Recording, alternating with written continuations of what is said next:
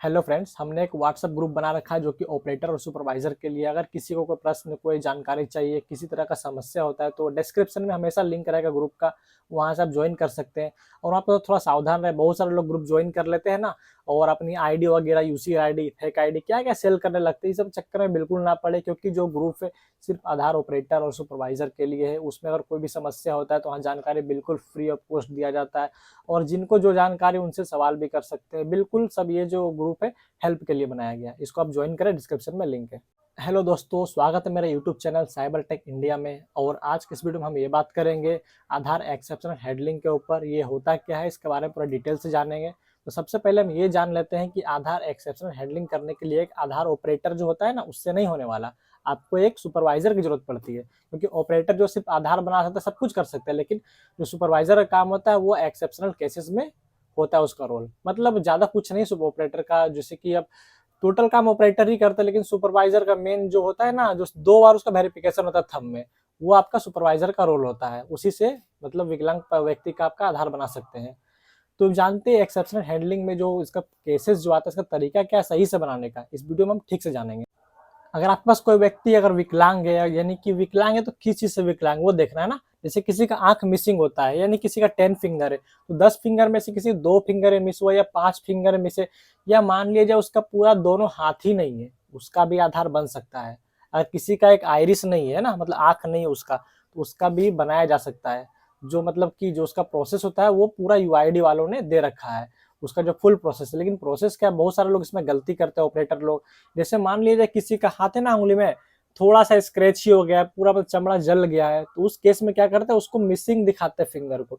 ये बहुत बड़ा गलती होता है, ऑपरेटर को ऐसा नहीं करना चाहिए। क्योंकि देखिए, अगर किसी का फिंगर जब तक मिसिंग नहीं है, हम उसको मिसिंग नहीं दिखा सकते। आपको देखिए कुछ डेमो आपको स्क्रीन पर दिखा दूंगा, आप देख के थोड़ा समझ जाइए।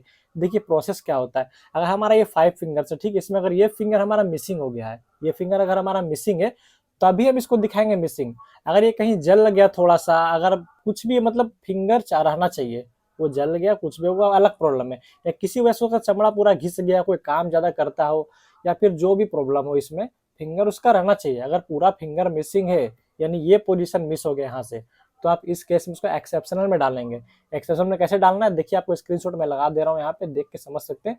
जो फिंगर मिसिंग है उस फिंगर पे आपको क्लिक करना है। आपको देखना है जो ह्यूमन आपके पास आया कराने के लिए, जो उसका फिंगर में कितना फिंगर मिस करना है, जो भी आपको देख लेना है। जो आपको मिस करना है फिंगर को, उसको मिसिंग दिखा देंगे आपको, जो आपका फॉल्ट है। और आइरिस में बात रहा, किसी का 2 आंखें, किसी का होता है ना आंख में, देखिए जब तक आंख पूरा उसका है ही नहीं, किसी का बचपन से नहीं होता, किसी का एक्सीडेंट की वजह से हट जाता है, वो भी आपको देखना है। देखिए अगर न्यू एनरोलमेंट है तो उस टाइम आप दिखा सकते हैं। कभी कभी जो केस ऐसा आता है ना, जैसे कि वो आधार से पहले जो पर्सन था पूरा ओके था, उसका आधार बनवा चुका था पहले से ही, लेकिन बाद में दिक्कत क्या होता है, किसी वजह से उसका एक्सीडेंट हो जाता है, मतलब उसका फिंगर किसी तरह कट गया, या एक आंख ही चला गया उसका।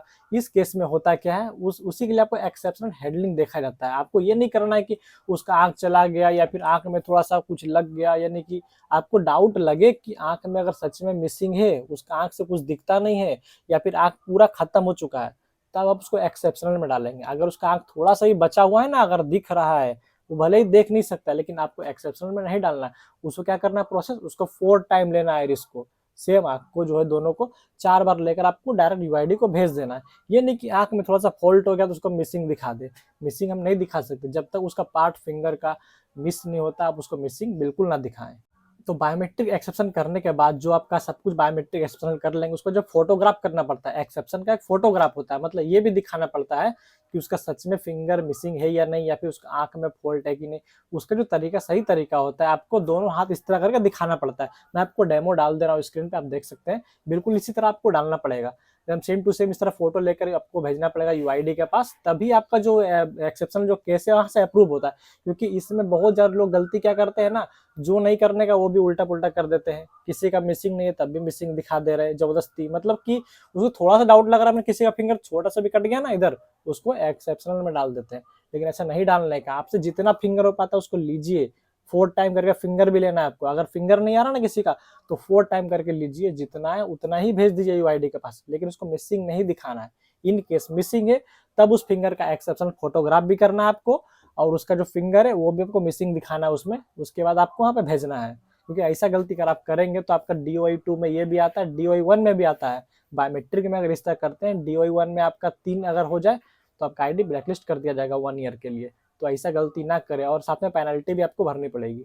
अगर आपको ये जानकारी सही लगी तो मेरे चैनल को सब्सक्राइब कीजिए, वीडियो को लाइक कीजिए और ये वीडियो को अपने फ्रेंड जो ऑपरेटर दोस्त है, सुपरवाइजर है, उनके साथ शेयर करिए ताकि उनको ये जानकारी मिल सके और अपनी सुपरवाइजर या ऑपरेटर आईडी को बचा सके ब्लैकलिस्ट होने से और पेनल्टी खाने से।